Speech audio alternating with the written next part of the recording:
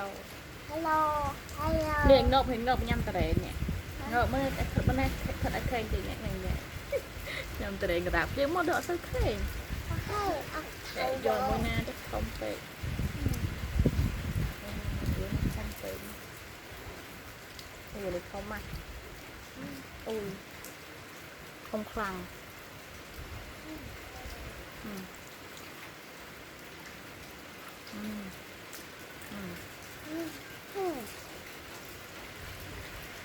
thở thở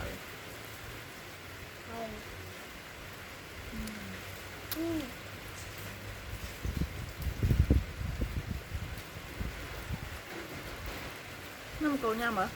niệm bạn camera cái hình niệm mất khi gần em không nào gần thêm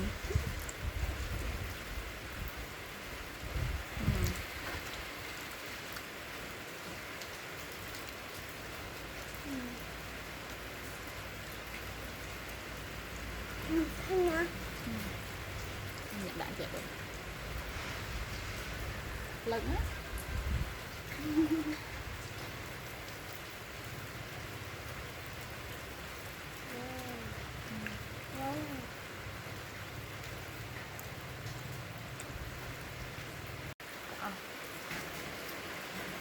được không sợ lo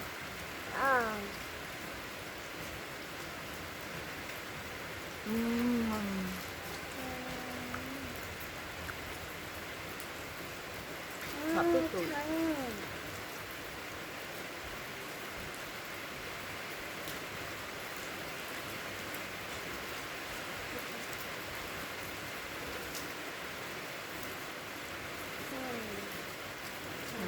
bạn đó